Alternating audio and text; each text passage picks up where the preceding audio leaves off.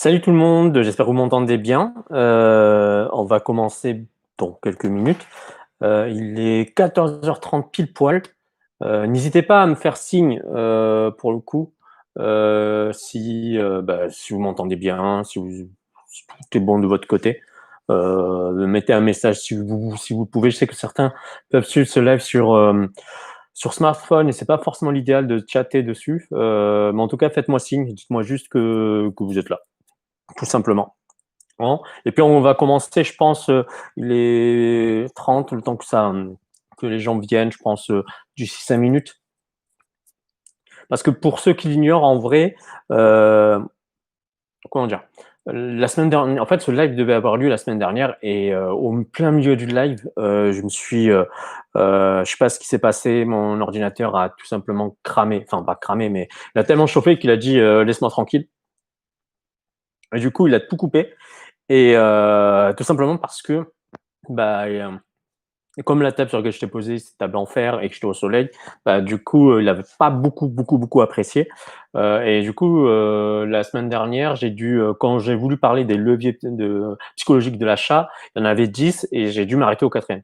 Donc, c'est aujourd'hui l'occasion de tout reprendre. Et pour ceux qui étaient déjà là la semaine dernière, je vais reprendre de la fin. Comme ça, vous pourrez enfin, quand vous aurez déjà entendu ce que je vous ai dit la semaine dernière sur les premiers les premiers comment dire les premiers leviers psychologiques, au moins vous pourrez passer à autre chose. Voilà. Et sinon, quoi d'autre? Voilà. Et puis il est 32, donc je vais tout de même me présenter. Je m'appelle Mohamed et moi j'ai une obsession, c'est d'essayer de répondre à cette question qui est pourquoi tu ne vends pas, ou encore pourquoi tu ne vends pas davantage. Moi, c'est ça qui me mène et qui me motive. J'essaie de trouver les raisons pour lesquelles on ne vend pas.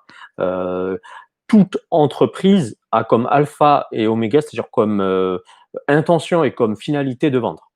Une entreprise qui ne vend pas, par définition, elle n'existe pas. Et je parle d'entreprise, mais ce raisonnement s'applique aussi aux associations ou ce genre de choses. Dès lors que tu veux chercher un financement pour avoir un impact sur tes clients, mais aussi bien sur l'usager ou bien sur la planète de manière générale, forcément, ton intention, ce sera de vendre. Et du coup, moi, ce que j'essaie de comprendre, c'est qu'est-ce qui fait que les gens achètent. Qu'est-ce qui fait que les gens achètent. Et moi, je suis tombé sur ce sujet-là de la psychologie de l'achat. Euh, Cette notion de psychologie de l'achat, avant, j'avais une vision très caricaturale du sujet, dans la mesure où, quand je pensais le sujet, je me disais, bon, les gens ont des besoins, ils achètent, et puis voilà. Donc, c'est aussi simple, aussi linéaire que ça. La réalité est beaucoup plus complexe, c'est que parfois, on fait des achats qu'on ne comprend même pas pourquoi on les fait. Ça, c'est la première chose. La deuxième chose, c'est que parfois, on refuse des achats qu'on devrait faire. Il y a tout pour faire l'achat en question. On en a besoin, on voudrait le faire, mais on ne le fait pas. Donc, moi, c'est toute cette philosophie de l'action, j'allais dire, enfin, cette science de l'action que j'essaie de comprendre à travers la vente. Et, euh, et puis, ce qui donne le point de départ sur les différentes, j'allais dire, interrogations que j'ai et régulièrement, qui sont, comme je vous l'ai dit, pourquoi tu ne vends pas davantage, ou là, pour aujourd'hui, l'une de ces thématiques beaucoup plus précises qui est qu'est-ce qui fait que les gens achètent. Alors, ce sujet-là, je pense que j'ai eu un déclic il y a 2-3 ans. J'étais en rendez-vous commercial et vous savez, vous faites votre argumentaire, vous avez un rendez-vous, sauf que votre client ne se montre pas plus intéressé que ça, pas plus enthousiaste que ça. Il est même assez réticent. Et puis vient le moment euh, où je m'en souviens, hein, quand justement le client n'était pas très réceptif. Je me souviens, j'avais fait une petite astuce, c'est que à la fin, je lui dis, écoutez, tout ça c'est gratuit. Et là, en fait, j'ai eu un changement d'attitude. J'ai eu un changement d'attitude qui était tout simple, c'est que j'ai utilisé le mot magique gratuit.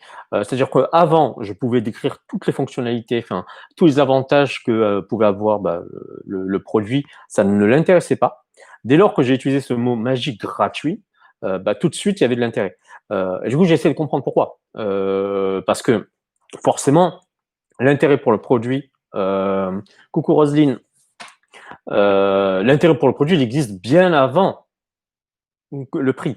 C'est-à-dire que le prix ensuite, ça va être plus, est-ce que ça vaut, c'est plus un calcul matériel qu'on fait en tête, en coût-avantage. Est-ce que les avantages valent le coup? C'est ça la question qu'on essaie de poser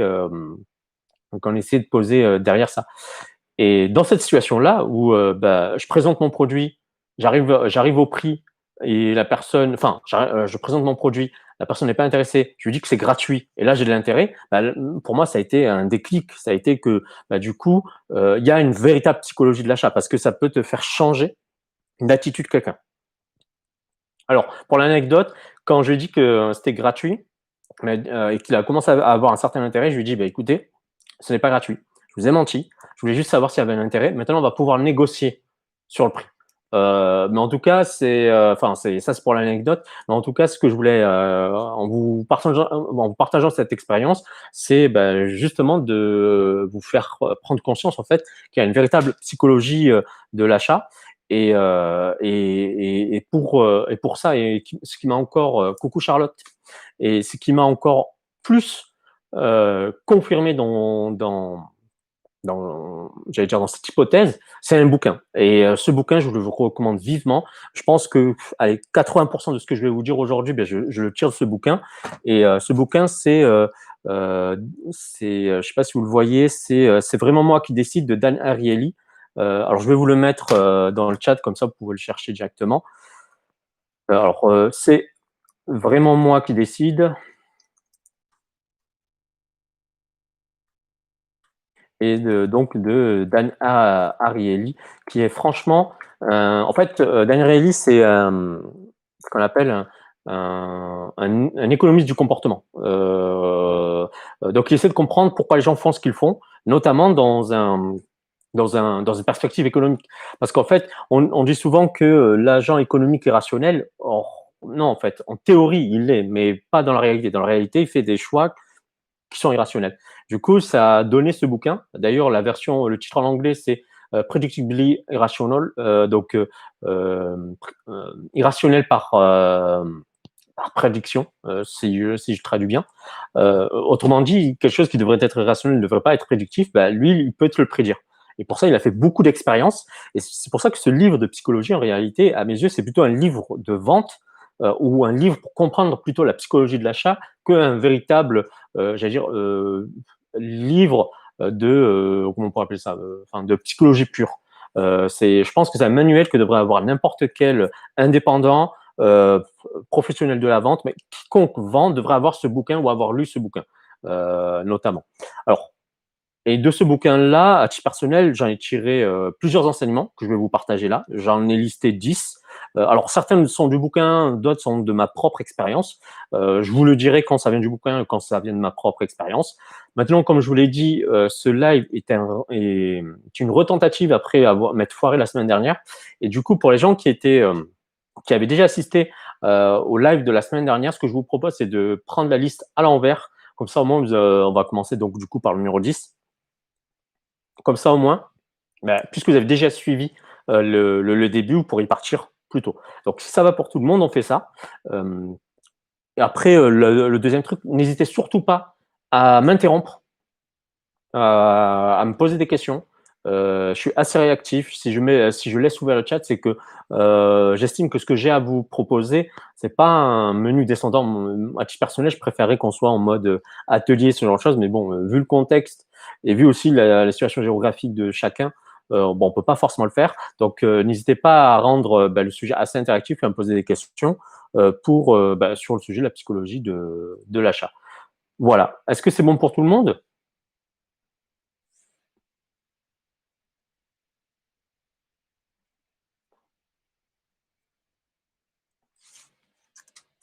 Coucou Patricia.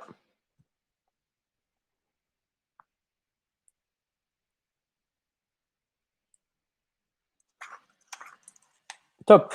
Bah, on va y aller. Et écoutez, alors, comme je dis, je vais commencer par la fin. Alors, moi, celui que j'avais noté en 10e position, c'est que il y a deux types d'achats. En réalité, il y a deux types d'achats. que font les gens, soit un achat d'intégration, soit un achat de distinction. C'est quoi la différence? C'est que parfois on achète des choses parce qu'on veut faire enfin, on veut donner le signe qu'on appartient à une certaine communauté. Donc, quand on achète quelque chose, on achète le statut social qui va avec. Par exemple, quelqu'un qui achète un iPhone, il donne un indice sur le type de personne qu'il veut être. C'est pour ça que j'ai partagé, il me semble, aujourd'hui, un post LinkedIn où je dis que les gens n'achètent pas un produit, ils achètent une meilleure version d'eux-mêmes. Et donc, dans ce cas, cette meilleure version d'eux-mêmes, elle s'exprime soit en se disant je fais partie d'une communauté donnée, soit en termes de distinction en disant je vaux mieux, je vaux mieux que ça, pardon.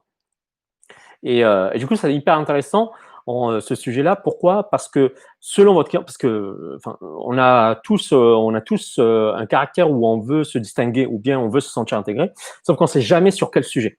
Euh, et c'est pour ça qu'on dit souvent, oui, mettez de la social proof enfin, la social proof, donc de la preuve sociale dans vos présentations, ce genre de choses. C'est vrai dans la plupart des cas, sauf que à titre, ça c'est une vérité, j'allais dire en termes macroscopiques, mais en termes micro, c'est-à-dire au niveau de l'individu, la preuve sociale a moins d'effet, notamment en ce qui concerne les références produites.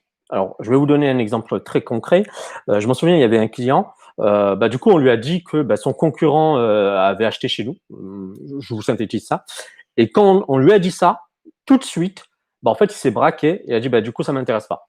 Parce que lui, le fait que son concurrent fasse la même chose ou enfin qu'il puisse faire la même chose que son concurrent, en fait, ça le révulsait. C'était pas pour lui en disant je vais prendre du retard, je sais pas quoi. Non, pour lui, il était sa culture d'entreprise ou bien sa boîte en tant que telle et lui en tant que personne, c'était enfin acheter un produit, c'était pour se distinguer et donc pour dire je suis mieux que les autres et pas pour dire je fais pareil que les autres.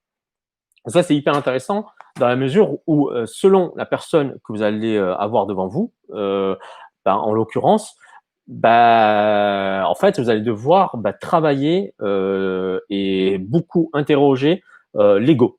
Alors, avec mon collègue Vincent, on discute beaucoup de ce sujet parce que c'est quelque chose qui nous passionne. C'est ce qu'on appelle du coup la vente à l'ego. N'oubliez jamais que les gens, notamment B2B, je précise, chose que j'avais peut-être pas précisé en introduction, mais moi ma spécialité c'est plus le B2B. Ce qui est intéressant dans le B2B, c'est qu'on pense que les gens achètent un produit parce que il est bon, ce genre de choses. Non, en réalité, ce que vous allez faire avec votre produit, c'est aider votre client à obtenir une promotion, à être reconnu au sein de son entreprise, à obtenir des félicitations de son supérieur. Bref, ce qu'on appelle vraiment l'ego. Vous êtes votre produit ou votre service ou je sais pas quoi, il est là pour faire rayonner votre prospect, pour le coup. Donc, c'est pour ça que c'est intéressant de savoir que veut votre prospect, s'il veut se distinguer en faisant appel à vous, ou bien il veut se sentir appartenir à un club ou à un club élite ou je sais pas quoi. Donc, retenez bien que ça, c'était le 10e levier psychologique, que on fait des décisions, on prend des décisions d'achat, soit pour se distinguer, soit pour s'intégrer. Voilà. Je ne sais pas si c'est clair, donc n'hésitez pas si c'est pas clair à me le dire. Et puis là, je vais passer au 9e, du coup, au 9e. Comme, pour ceux qui viennent d'arriver, je prends la liste à l'envers, comme j'étais censé le faire la semaine dernière, notamment pour permettre aux gens qui étaient là la semaine dernière de... Ah, j'ai une question de Roselyne qui me dit, est-ce que les mécanismes dont je parle marchent moins dans le B2C? Non, ça ne veut pas dire que ça marche moins dans le B2C. C'est surtout... Alors...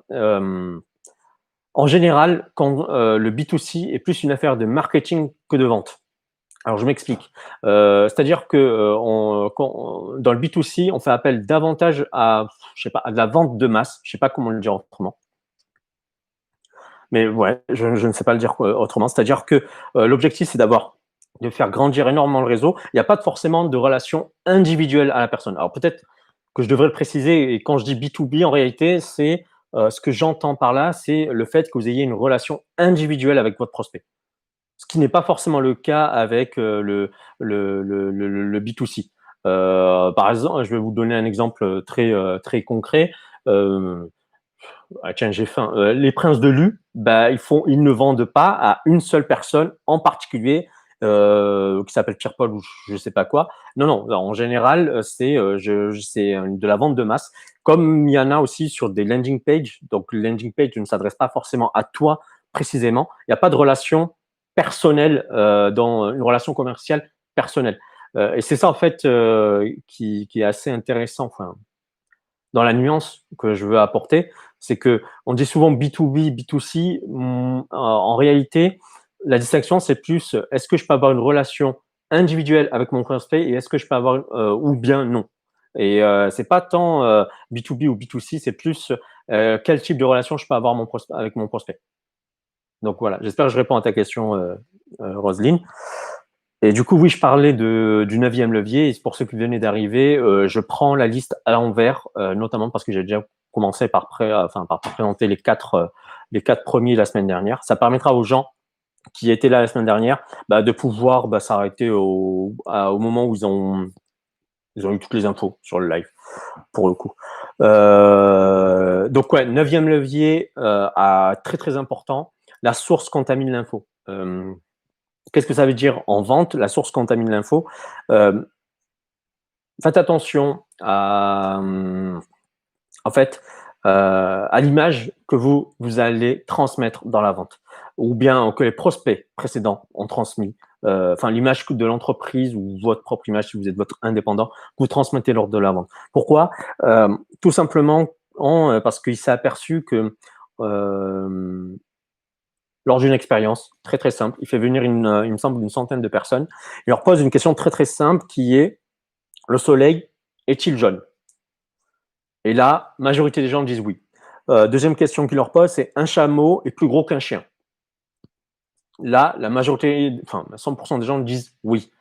Par contre, quand il reprend ces informations et il dit c'est aux États-Unis, donc c'est dans un contexte politique des Américains, enfin des États-Unis du coup. Il dit la plupart des démocrates pensent que le soleil est jaune. Là, en fait, les gens qui sont démocrates disent oui. Les gens qui sont républicains disent moi, je dirais plutôt qu'il est blanc. Même chose avec la deuxième question. Les démocrates pensent que le chameau est plus gros qu'un chien. Les gens qui sont démocrates, ils disent ouais, c'est vrai. Et les gens qui sont républicains disent ouais, ça dépend parce que si le chameau, c'est un chameau miniature et puis il y a des gros chiens tout de même. Et en fait, ils remettent en question les informations.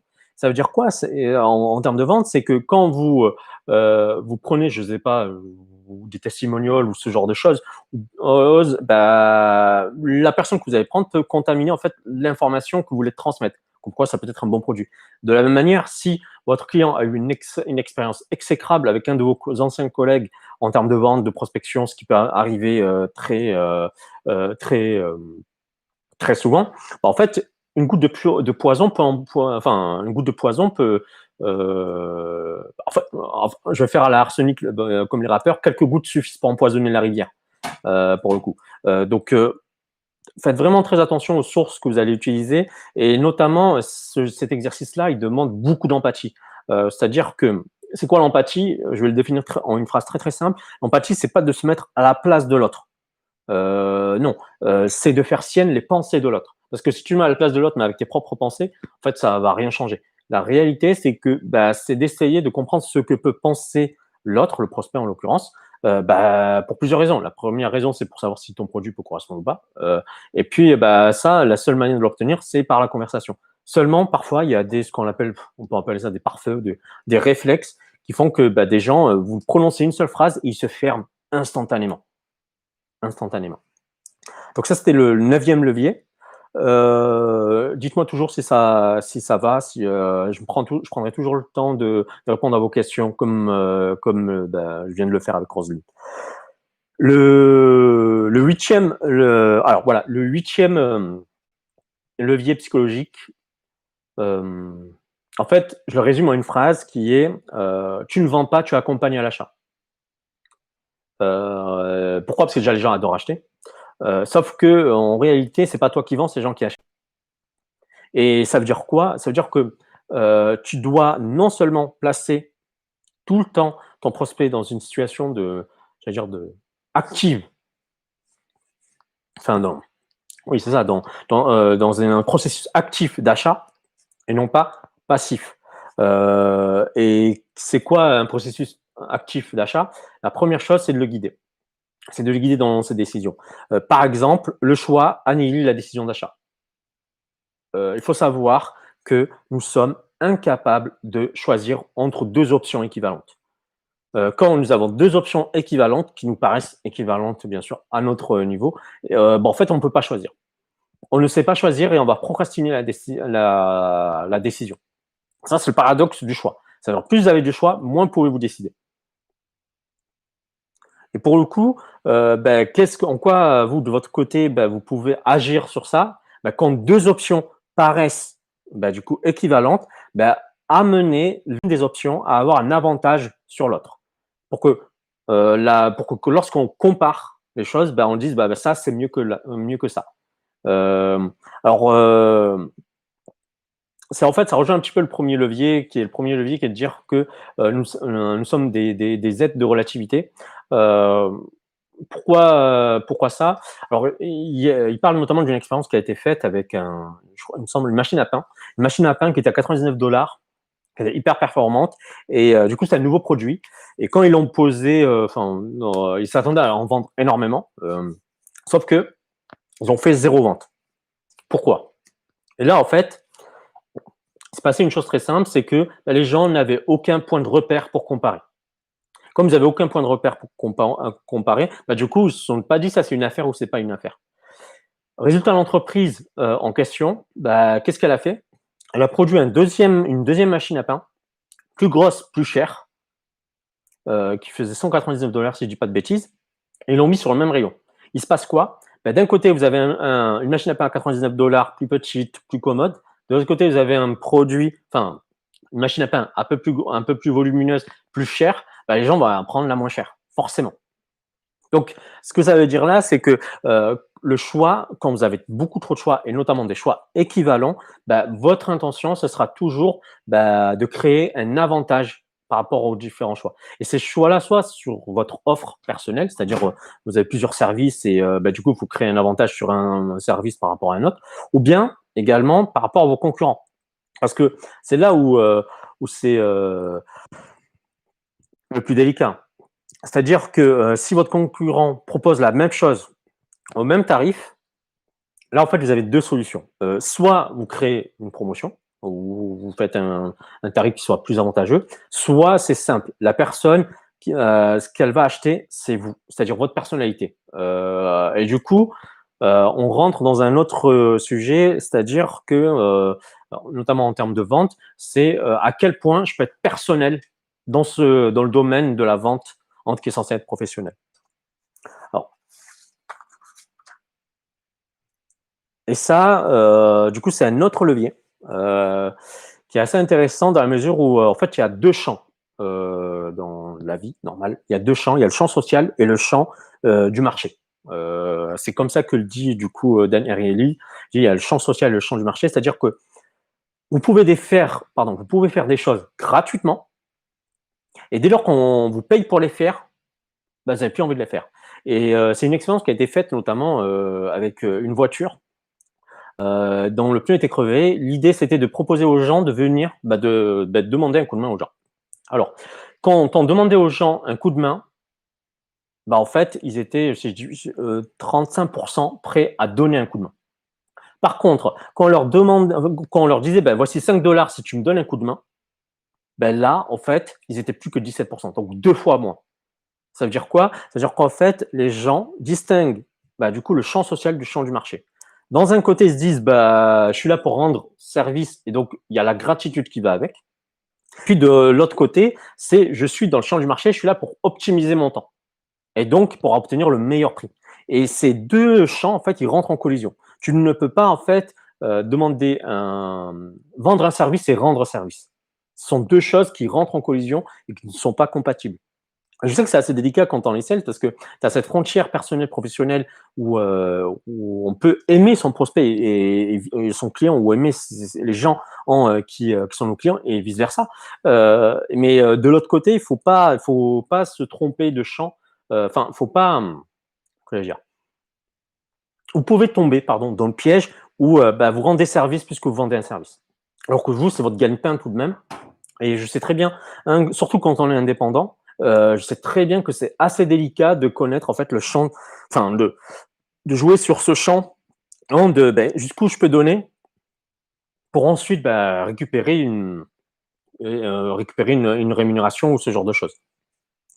Donc en général, vous allez devoir jongler entre les 2. Ça a été Mais les 2 peuvent être aussi un levier. Exemple, il raconte l'histoire d'avocats où on leur a proposé de donner des heures de consultation pour des personnes âgées, donc avec très peu de revenus, à 30 $ de l'heure, alors qu'eux, ils sont payés 100, voire davantage à l'heure. Et quand on leur a proposé ça, il y a eu 0 participant. Par contre, quand on leur a dit, c'est une opération pro bono, vous faites ça gratuitement, là, en fait, ils ont eu énormément de candidatures. Parce qu'ils voyaient de l'autre côté la récompense sociale de dire j'ai aidé quelqu'un et je peux aussi dire, comment dire, j'ai un impact social avec mon activité, pour le coup. Voilà, donc distinguer vraiment bien le champ du social, le champ du marché. Je sais que c'est assez délicat. Je vous en parle comme si j'étais un spécialiste pour distinguer les 2, alors que non. Moi, je pense que si j'avais un talon d'Achille, ce serait celui-ci. Je suis pas forcément très doué à faire la distinction entre le champ du marché, le champ social. Jusqu'à quand je suis en train d'aider et jusqu'à quand en fait, je devrais faire payer pour le coup. À un point où ça est devenu une blague récurrente avec Vincent avec qui on avait monté plusieurs boîtes où on aidait vraiment les gens. On vendait du conseil et du coaching et notamment en vente. Et en fait, on faisait des déj et tout c'était du free consulting. C'est devenu une blague où on disait en fait nous on serait la première multinationale à but non lucratif, tellement on aidait les gens et ce gracieusement. Alors que s'ils nous avaient payé, on aurait dit la même chose. Donc je suis pas forcément un spécialiste du sujet, mais tenez bien compte qu'il y a vraiment deux pieds sur lesquels danser, le pied social et le pied du marché. Autre chose à vous dire aussi, je vous ai parlé du fait que quelque chose soit gratuit, euh, mais en fait, ce serait trop simple de dire, gratuite ou bien le prix baisse et du coup vous avez une grosse promotion, donc les gens ont l'impression de faire une affaire. Ce serait trop simple de vous dire, en fait, ça va que dans un sens. La réalité, c'est un équilibre à trouver parce que dès lors que vous faites quelque chose de gratuit ou bien vous faites quelque chose dont vous faites une grosse promotion ou une promotion, les gens peuvent devenir méfiants. On revient en fait à, j'allais dire au produit initial, où en fait, il faut jouer sur un équilibre où tu as des gens qui veulent se distinguer et des gens qui veulent se sentir intégrés. Et cet équilibre-là, il est hyper précaire parce que je vous parle d'une expérience qui est vraiment vraie, euh, qui a été faite justement dans parle du coup Daniel Arelli. Ils ont mis un stand et avec free money dessus, donc argent gratuit. C'est-à-dire que tu venais, tu demandais de l'argent, t'en donnais gratuitement. Donc, tu pourrais croire qu'il y aurait eu énormément de gens qui se seraient précipités pour demander de l'argent. C'est gratuit. C'est de l'argent sans aucune contrepartie. Non. En fait, la plupart des gens se sont méfiés, en fait. Et personne ne s'est dit, tiens, de l'argent, super, il y a de l'argent gratuit. Non, ils se sont dit, attends, c'est bizarre, c'est trop suspect. C'est trop beau pour être vrai. Et donc, qu'est-ce que font les gens? Ils passent leur chemin. Ils ont fait la même expérience où là, c'était des étudiants qui avaient. Oui, tu fais bien de le dire. Tout le monde en fait se méfie de l'argent gratuit. On se dit, en fait, c'est quoi la contrepartie? Et d'ailleurs, ils ont refait l'expérience dans la rue et cette fois-ci, ils tendaient un billet de 10 $ ou 20 $, je sais plus, aux gens. Et en fait, pareil, la plupart des gens refusaient de prendre le billet. Et en fait, il n'y avait aucune explication. C'est juste, je te donne le billet, ils n'expliquaient pas, du coup, et juste te donner le billet, et tout le monde refusait de le prendre. Il y a même certaines femmes qui ont pris ça comme en fait, de l'incitation à la prostitution, pour faire très très simple. Et du coup, ils se sont fait gifler parce qu'ils donnaient aucun contexte au fait de donner un billet. Donc, sachez que la vente, c'est beaucoup un équilibre. Et on revient un petit peu au sujet précédent que je vous ai dit, qui est en fait de c'est beaucoup d'ego. Du coup, pour désamorcer cet ego, il faut voir l'ego comme un coffre-fort. Bah, il faudrait utiliser de l'empathie. Voilà. On passe à un autre levier. Alors, l'autre levier, il est assez intéressant dans la mesure où les gens pensent qu'ils... Non, c'est pas que les gens pensent. Je vais reformuler. Les gens ont besoin de se sentir impliqués.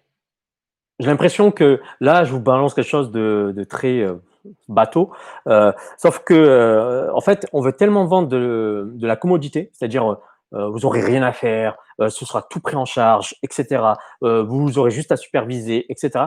Qu'on sous-estime en fait l'implication des gens. Les gens, ce qu'ils demandent, c'est à faire partie en fait du processus, à faire partie du processus d'achat, de prendre une vraie décision et à sentir en fait qu'ils sont en train de construire quelque chose en même temps avec vous.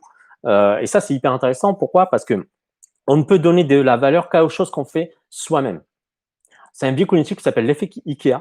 L'effet Ikea, c'est que quand vous avez monté votre meuble a plus de valeur à vos yeux que si ça avait été quelqu'un d'autre qui l'avait monté. Pourquoi? Tout simplement parce que vous êtes investi dedans. Et ça, c'est un processus cognitif qui s'appelle la dissonance cognitive, c'est-à-dire que dès lors que vous faites quelque chose pour vous-même, bah, de manière mathématique, vous allez lui accorder une plus grande valeur. Une plus grande valeur. Donc, n'hésitez pas à co-construire, j'aime pas le terme parce que ça fait langue de bois, mais à construire votre offre, votre service avec votre client. Et que pourquoi? Parce que les gens veulent se dire j'ai travaillé pour ça. Et alors, je vais vous donner un exemple qui était hyper intéressant sur une expérience de vente. Du coup, c'était des gâteaux prêts à cuire. C'était une pâte à gâteau prête à cuire. Donc, ça a été dans les années 70, si je dis pas de bêtises. Et du coup, c'était une pâte à gâteau. Tu avais juste à le mettre dans je sais pas comment on peut appeler ça, dans un moule. Tu le mettais dans un moule, tu le mettais au four. Tu attendais 10 minutes, 15 minutes, et hop, ton gâteau était prêt. Et du coup, pas d'effort, rien du tout. Sauf que ça a été, ce gâteau prêt à manger ou prêt à cuire a été un four. Sans mauvais jeu de mots, je n'ai pas fait exprès. Euh, Ça a été un four dans la mesure où, en fait, ils ont sous-estimé l'intérêt qu'ont les gens à faire des gâteaux. Si tu fais du gâteau, c'est que tu as envie de dire j'ai fait moi personnellement ce gâteau. Je l'ai fait. Et du coup, qu'est-ce qu'ils ont fait pour en vendre?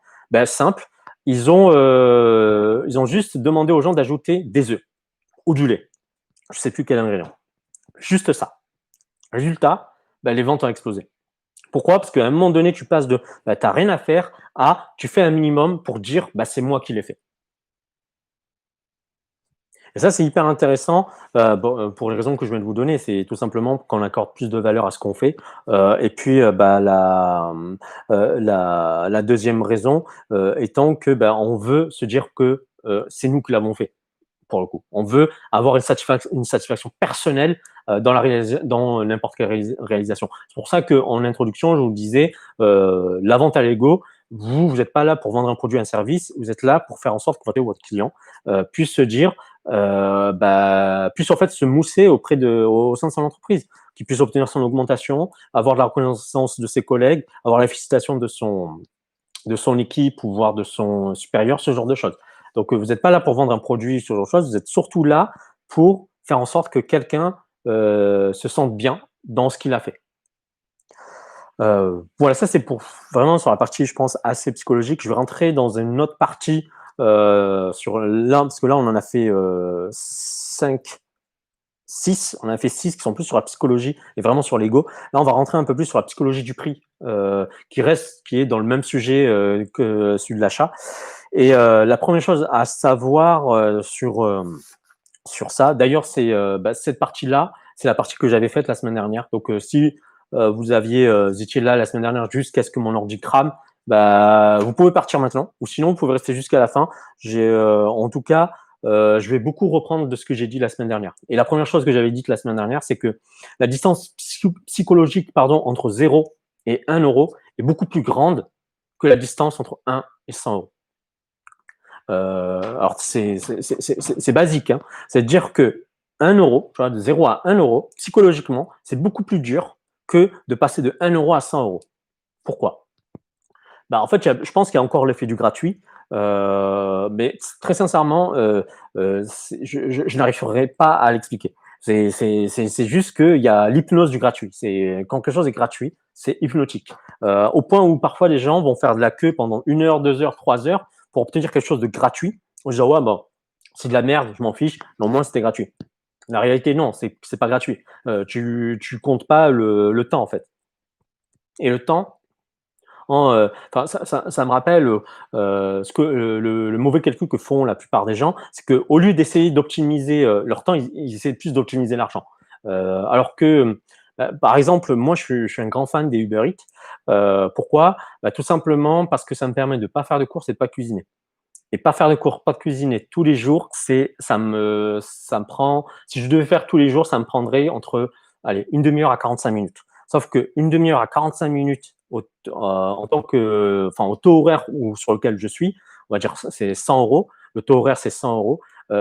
Payer un Uber Eats, ça me coûte 30 à 35 euros. Donc vous voyez en fait, le calcul il est vite fait.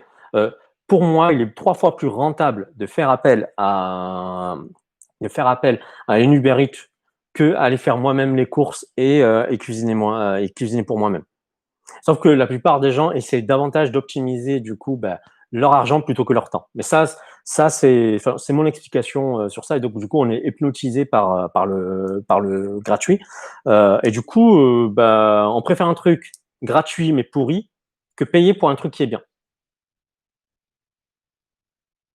Et, et parfois, Roselyne est très bien placée pour en parler. Quand quelque chose est payant, on se demande pourquoi il n'est pas gratuit.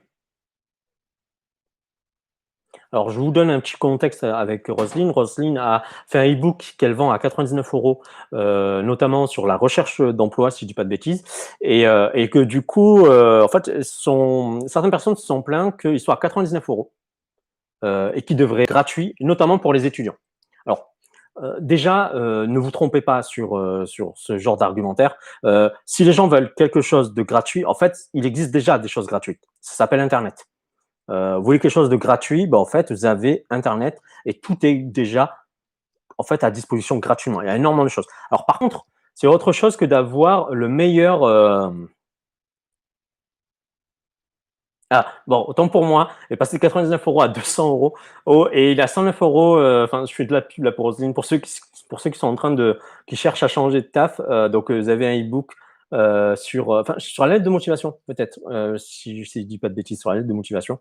Du coup, qu'elle vend à 200 euros dans les prochains jours. Du coup, elle s'est pris une rafale, en fait, un shitstorm, enfin, une tempête de merde, pour dire oui, mais ça se fait pas, c'est des étudiants, tu devrais le faire gratuitement, etc., etc. La réalité, c'est que c'est pas le sujet. Soit tu as de l'argent, soit tu as du temps. Si tu as du temps, tu vas sur, je t'en prie, Rosine.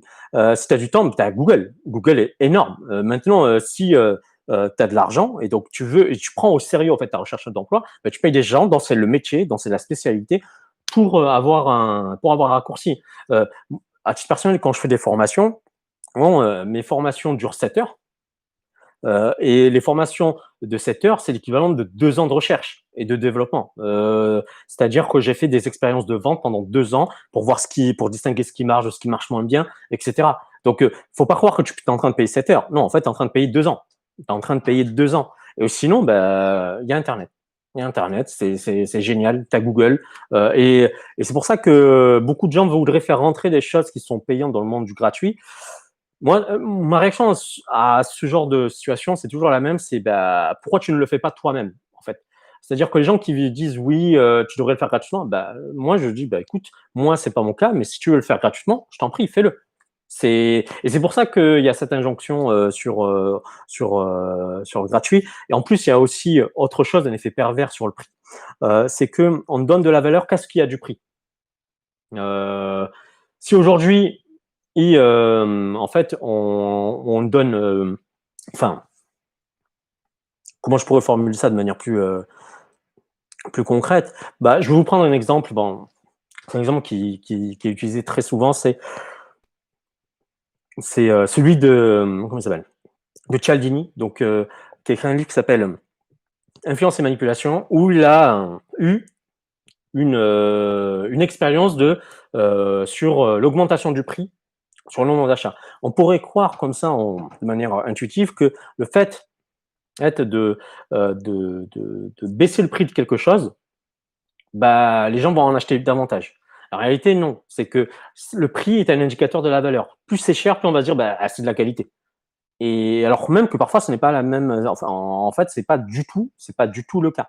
Et c'est pour ça que ça revient à un autre levier dont je voulais vous parler, c'est que le prix, en fait, c'est un storytelling. Bien avant que les gens achètent votre produit, ce qu'ils achètent, c'est les mots qui vont avec votre produit, c'est-à-dire votre promesse. Et ça c'est hyper intéressant parce que bah, vous n'avez rien délivré, vous n'avez pas de produit, vous avez pas, enfin, vous allez peut-être faire un test, ce genre de choses, mais vous n'avez pas de service ou ce genre de choses. Bah, les gens, ce qu'ils vont acheter, c'est les mots avec lesquels vous allez vendre. Et du coup, le prix, avant tout, est un storytelling. Et c'est pour ça qu'en fait, on est tous inégaux face au prix. C'est-à-dire que je peux être beaucoup plus compétent que quelqu'un, mais quelqu'un va vendre en fait sa solution ou son service 2, 3, 4, 5 fois plus cher. Pourquoi? Parce qu'il a c'est le prix qu'il arrive à obtenir. Et c'est ça en fait. Je ne sais pas si on peut parler d'injustice, mais en tout cas, il y a des gens qui ont ce talent-là pour vendre, bah, pour obtenir le prix qu'ils veulent, et d'autres qui subissent plutôt leur prix. Mais retenez juste que bah, le prix, c'est un storytelling et que de qualité. Et dès lors que vous avez un prix en tête, doublez-le, c'est plus facile, parce que au moins, si vous le doublez, bah, déjà, c'est un indicateur de qualité. Vous n'êtes pas en dessous bah, du minimum que vous étiez fixé, et pour votre client, bah, ça fera toujours une promotion. Donc il y a ça dont je voulais vous parler. Heu et puis alors, je ne sais pas si ça a coupé un peu. Ouais, non, c'est revenu. Je vous ai parlé de promotion, dans l'idéal, évitez les promotions. Donnez des choses gratuites. Alors exemple très concret, je sais pas, où, quelqu'un achète, 5 jours ou bien 5 licences, bah, ne faites pas 20, faites 4 achetés et 1 gratuit. Pourquoi? Parce que les gens adorent le gratuit. Je reviens à ce que je disais juste avant, les gens adorent le gratuit. Et ça a même donné une expérience en fait qui a été faite sur les livres. Donc il y avait 3 types d'offres. Une offre avec un livre qui était à 10 euros plus livraison 5 euros, qui était ah, je pense que je suis en train de, c'est en train de bugger un peu.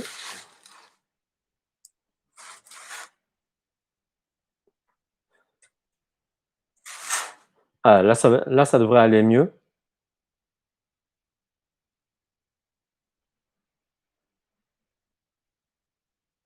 Là, ça devrait aller mieux.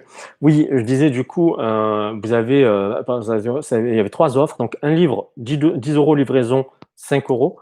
Une autre offre qui était, et puis enfin, dernière option, livre 0 € livraison, bah, la dernière. La livraison à 15 € avec le livre gratuit. Et celle qui est arrivée en second, c'est la deuxième, donc livre à 15 euros, livraison 0 €. Et par contre, du coup, vous avez la première qui a été la plus négligée, qui était bah, livre à 10 euros avec livraison 5 euros. Donc, ça veut dire quoi? C'est que si vous introduisez des choses gratuites ou de l'offert dans votre offre, tout simplement parce que bah, les gens adorent ça. Et puis, bah, l'autre effet positif à ça, c'est que ça va jamais bah, en fait, descendre la valeur de votre produit. Parce que concrètement, quand vous dites, oui, quelque chose qui est à 1 000 €, je te fais 20, donc ça passe à 800 €. Ce que vous êtes en train de dire, c'est que votre produit pourrait se vendre à 800 €. Or, c'est pas du tout ce que vous avez envie d'entendre. Après, vous allez me dire: «Oui, mais c'est difficile parfois de faire du gratuit». La réalité, c'est, bah, c'est juste de découper votre offre avec énormément j'allais dire de services, de sous-services, ou de features, ce genre de choses. Et puis, bah, de tout simplement en ouvrir certains et puis, bah, de garder le reste. Voilà. Mais ne sous-estimez pas la puissance des cadeaux. Voilà, donc là, c'était, si je dis pas de bêtises, c'était les 10. Alors, si je récapitule très, très vite, la première chose, c'est que, bah, du coup, le prix est relatif. Je vous ai parlé d'une expérience avec, la marmite. Bah, on a toujours besoin d'un point de repère. On n'arrive pas à comparer les choses pour ce qu'elles sont. On a toujours besoin de savoir, bah, si une offre est meilleure que l'autre. Sans point de comparaison, bah, en fait, on ne peut pas se décider. Ça, c'est la première chose. La deuxième chose, c'est que le prix est un storytelling.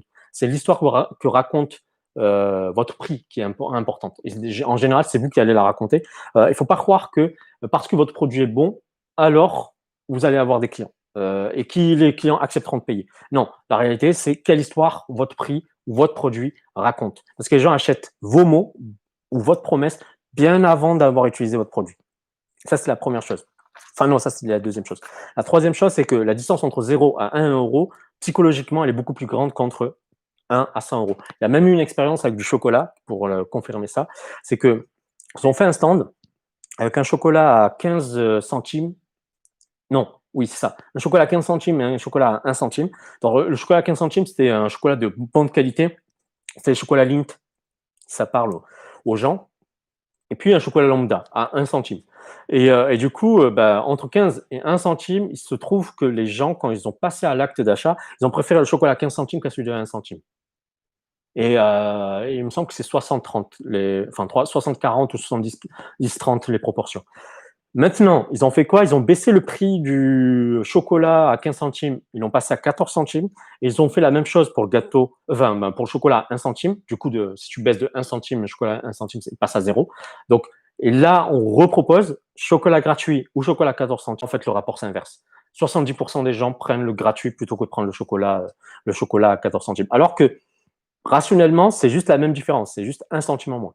Donc, retenez bien ça. La distance entre 0 et 1 euro, elle est psychologiquement beaucoup plus forte qu'entre 1 et 100 euros. Donc, si vous avez l'occasion de faire payer dès le début au moins de petits montants, faites-le pour le coup.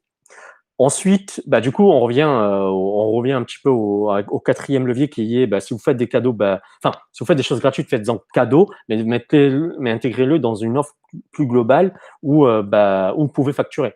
J'avais pris l'exemple, si quelqu'un prend 5 licences, vous en offrez une, ou bien si vous êtes indépendant, que vous êtes au TJM, 5 jours, vous offrez un jour, mais ne faites jamais de promotion frontale en disant moins 20% d'un coup. C'est à éviter. Maintenant, après, si votre produit, vous ne pouvez pas faire autrement avec votre produit, faites-le. C'est juste un jeu. D'ailleurs, c'est la chose que vous allez avoir à retenir ça, ici, c'est que c'est un jeu. C'est un jeu d'équilibriste. Vous ne savez jamais ce qui va marcher, ce qui ne va pas marcher. Et d'ailleurs, à ce sujet-là, chose que j'ai oublié de préciser avant, c'est que quand vous créez un point de repère, en fait, vous créez un biais d'ancrage. C'est-à-dire que le premier prix que vous allez annoncer va rester dans l'esprit de la personne. Et ce point de repère-là, en fait, va lui servir à comparer si c'est une bonne offre ou pas. Donc, il va le comparer entre le prix qu'il paye et les choses qu'il peut obtenir en plus, ou bien le prix qu'il paye moins cher pour avoir autant. Je ne sais pas si je suis clair, mais du coup, soit vous donnez des choses gratuites en plus, soit vous baissez le prix, mais vous gardez ce que vous vendez de base. Parce que l'effet psychologique du prix est hyper, hyper important. Maintenant, sur cinquième élément, on est plus on parle un peu plus d'ego là. Ça, c'est la deuxième partie où on parle plus d'ego. C'est qu'il y a deux champs, donc le champ du social, le champ du marché. Le champ sur lequel les règles du marché, donc le prix, les achats,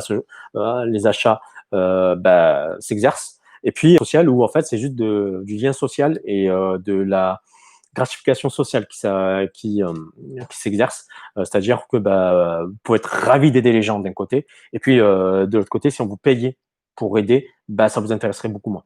Et donc du coup, c'est dans un cadre où tu vends, c'est très très difficile de savoir jusqu'où tu peux rendre service et jusqu'où jusqu'où on peut rendre service et où débute en fait vendre un service. Sixième élément, on en a parlé très vite, c'était l'effet IKEA, c'est-à-dire que les gens s'investissent, en fait, donnent plus de valeur dans ce pourquoi ils s'investissent. Et du coup, vous avez intérêt avec vous parce que s'ils peuvent construire une offre avec vous, il se passe quoi? Je sais que beaucoup avec des clients disent souvent oui, revenez vers moi avec un devis. La réalité, c'est vous devriez éviter cette situation le plus souvent. Construisez le devis avec la personne avec vous parce que elle, comme ça, elle pourra en fait donner de la valeur à votre devis et ne pas le prendre comme un ticket de caisse au final. Le septième, c'est qu'on se méfie des choses gratuites ou des choses qui sont trop belles pour être vraies. Il y a une méfiance naturelle. Et du coup, je peux pas. Enfin, quand je dis gratuit, c'est c'est quand les offres sont trop belles pour être vraies, mais ça, vous pouvez pas le savoir. D'un côté, je vous dis que les trucs gratuits, les gens se jettent dessus, et de l'autre, je vous dis que les gens peuvent se méfier des choses qui sont trop belles pour être vraies. C'est la réalité. Et c'est pour ça que ce qu'on va, parce qu'on parle quand même de psychologie, donc c'est toujours un équilibre. Il y a des forces et des antiforces qui agissent, et vous savez pas forcément sur lesquelles vous allez pouvoir appuyer. Et surtout que c'est très lié à notre personnalité, à notre caractère. Huitième, je vous avais dit également que le choix annihile ou inhibe plutôt la décision d'achat. Plus vous avez des choix équivalents, moins pouvez-vous décider. Donc l'idéal, c'est quoi? C'est de faire pencher la balance d'un côté ou d'un autre pour faire passer à l'action une personne. Et ça, en fait, c'est valable pour tout. On ne sait pas du tout traiter l'égalité. On ne sait pas du tout traiter l'égalité. Quand deux choses sont égales, on n'arrive pas à... Nous sommes des animaux qui comparent. Enfin, nous sommes des animaux enfin, les animaux. Mais on a en fait une psychologie qui fait qu'on a besoin du relatif pour pouvoir prendre une décision. Et c'est pour ça que c'est très très difficile de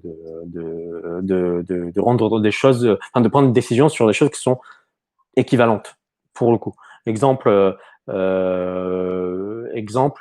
vais prendre l'exemple de vie. Est-ce que je pars à la campagne et enfin la campagne, je déménage à la campagne, je télétravaille, et j'aurai un cadre de vie idéal, tranquille, beaucoup plus de sérénité, ou est-ce que je préfère rester en ville où l'activité culturelle est beaucoup plus intense, etc. En fait, vous avez des avantages des deux côtés, des inconvénients des deux côtés, et des avantages et inconvénients qui sont à peu près équivalents.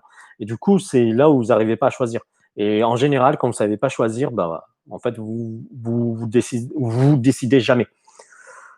Neuvième chose que vous avez dit, c'est que la source contamine l'info. Donc faites attention aux informations que vous donnez, et du coup adaptez-les à ce à quoi votre prospect est prêt à entendre. Je vous avais pris l'exemple de Républicains, c'est-à-dire que si l'information émane d'un organisme ou de quelqu'un que vous n'appréciez pas, de base vous allez dévaluer l'information en la faisant passer à rien du tout. Et parfois, en fait, ça c'est-à-dire que si votre entreprise, elle est bien vue par certaines personnes, par une communauté de personnes, et très mal vue par une autre communauté, parce que vous avez une communication clivante, au final, vous n'allez pas pouvoir vendre aux personnes qui n'adhèrent pas à votre message, pour le coup.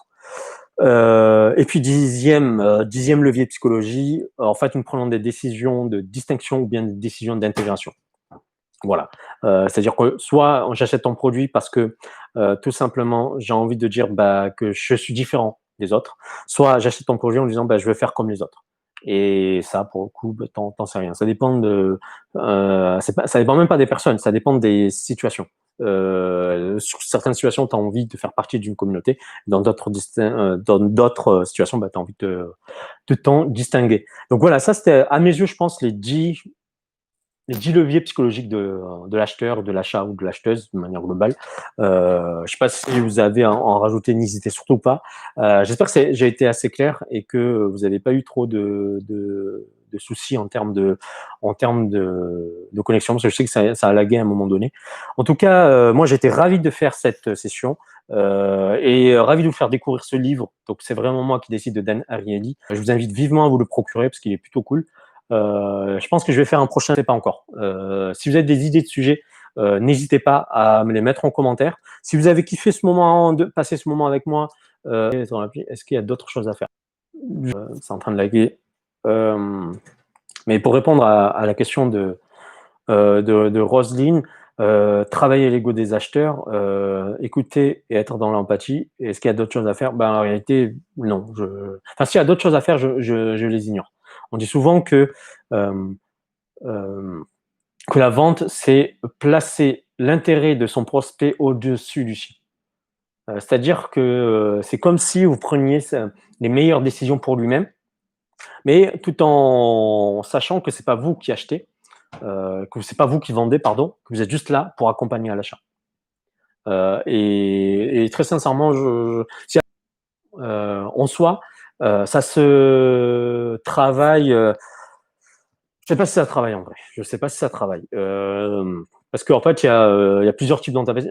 Enfin, il y a des gens qui ont développé des techniques pour faire croire qu'ils sont empathiques. notamment avec, vous savez, les questions, l'écoute active. Sauf que l'écoute active, c'est le fait de poser des questions. Mais à quoi ça sert de poser des questions si c'est pas pour écouter les réponses? Donc, véritablement, je ne sais pas. Mais ça peut être un sujet intéressant. Peut-être que bon, pour le prochain, on pourrait parler du closing et du closing à l'ego, qui est enfin, alors je sais pas si j'aurai de la matière, parce que c'est encore un sujet pour moi sur lequel je suis encore que j'ai pas travaillé, tout simplement, que j'ai pas travaillé. Je sais juste que ça existe, je sais juste que je peux l'utiliser comme levier, mais je sais pas en fait d'où ça vient, comment ça fonctionne, etc., etc. Peut-être ça pourrait être le sujet d'un prochain live. Voilà. Je sais pas si, comme Rosine, vous avez d'autres questions, n'hésitez pas.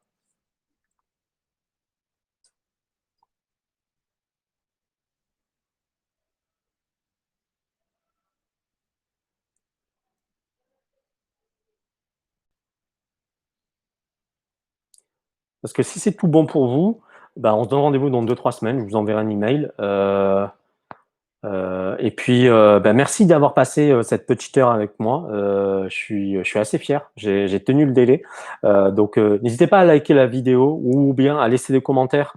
Parce que de toute façon, je réponds aux gens, ou bien tout simplement à me répondre par email. Sachez juste que si vous n'avez pas eu l'occasion de voir l'intégralité de ce live, en fait, il sera disponible sur le même lien. Donc, du coup, si vous voulez le partager aussi, vous pouvez le partager. Et pour le reste, moi, tout ce que j'ai envie de vous dire, c'est garder la pêche et puis manger des poires. Et puis on se dit à très très bientôt.